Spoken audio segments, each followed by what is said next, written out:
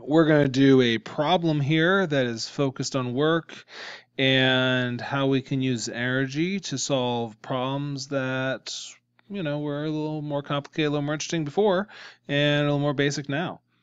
So we've got a situation where Sarah is working out, and she's curious just how strong she is and how fast she can chuck her medicine ball.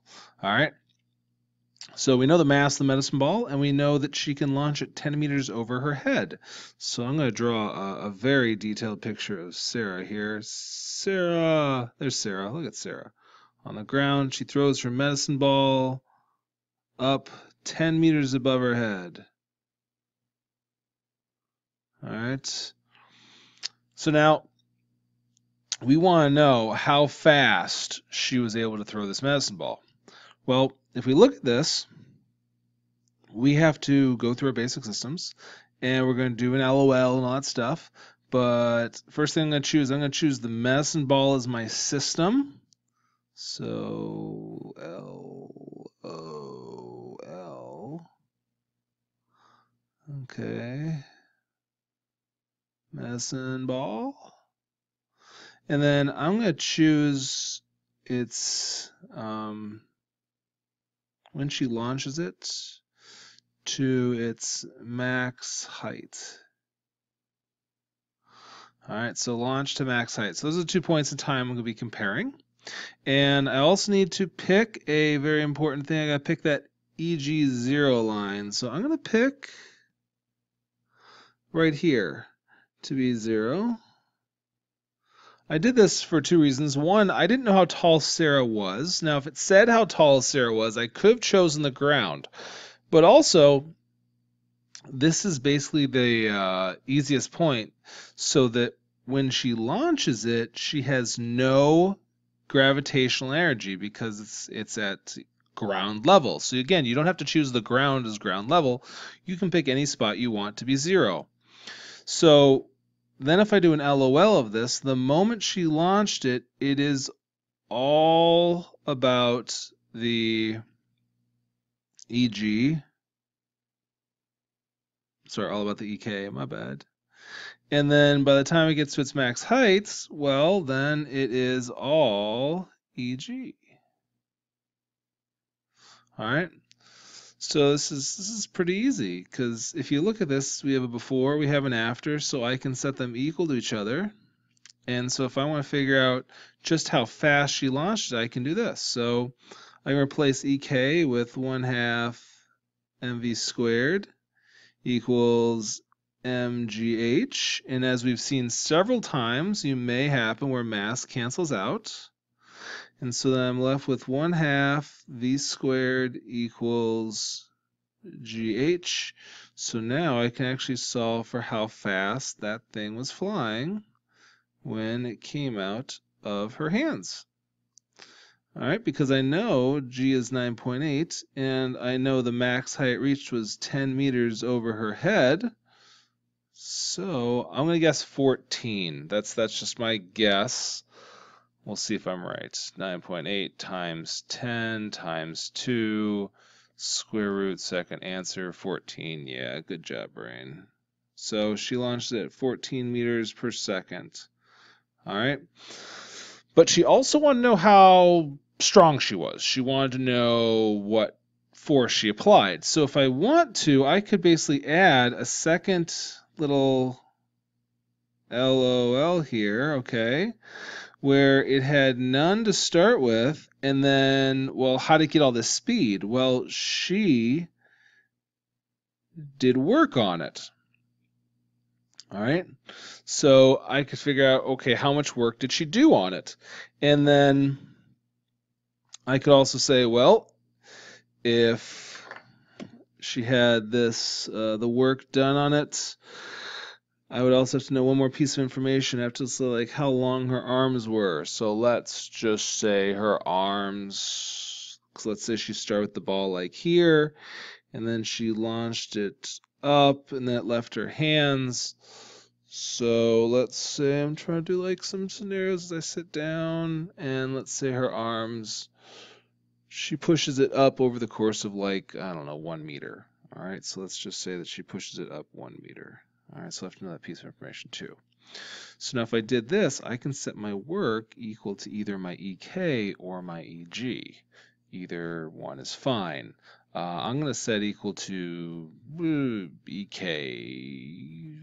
No, I'm going to set to EG. This will be fun. Okay, so now when I'm solving for how much work, let's say that she had to raise it up 1 meter to get that thing airborne. So what that means is I'm going to have to choose a different zero line. So I'll choose this to be EG equals 0. And I'm going to set my work equal to my EG. So I'm going to set this point when it was in her hands. All right, so it's in her hands to when it reached its max height. All right, so then I basically, well, work equals EG. All right, well, work equals EG. Well, work is force times distance, and EG is mgh. So I don't know the force, but I do know the distance was 1 meter. And then the mass was 4, 9.8 is g. The height is now 11 because she raised it up 11. So it started here at 0. Choose that as my 0 line. So it went up 10 above her head, and she raised it up 1 meter to launch it. So now I can solve for this force that must have been applied to it. All right, so 4 times 9.8 times 11, I get 431.2 newtons. All right, so now that might not seem like that much, but you have to remember this is the force that was applied to the ball. So it's really a net force. So check this out. Bring it all back now. So if I draw a picture of the ball, then really I have a ball here that has a mass of 4, and it has an upwards force normal by Sarah, and then I have a downwards force of gravity. So this here is really, this is your net force in the y-plane, because that's the total force going up. So it's not one of these forces, it's actually a combination of these forces. So if I want to figure this out, I have to go back to my old net force equations. Oh, you thought you ditched this stuff, didn't you? All right. And we know that this is equal to 431.2. which if we wanted to, we could also do equals ma. We could figure out how fast she accelerated it. Oh my gosh, there's so many things we can do. And then we could also say, well, if I look at this, this is the force normal. That's by Sarah minus gravity equals 431.2. So now we can solve for that normal force minus 4 times 9.8 equals 431.2.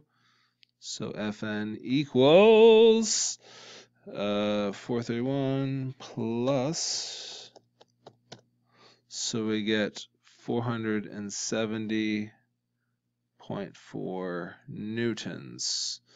All right, so we can go a little farther with these than we used to, and also there's some links in here to kinematics, because if we wanted to, we could have said we could really solve this problem using kinematics.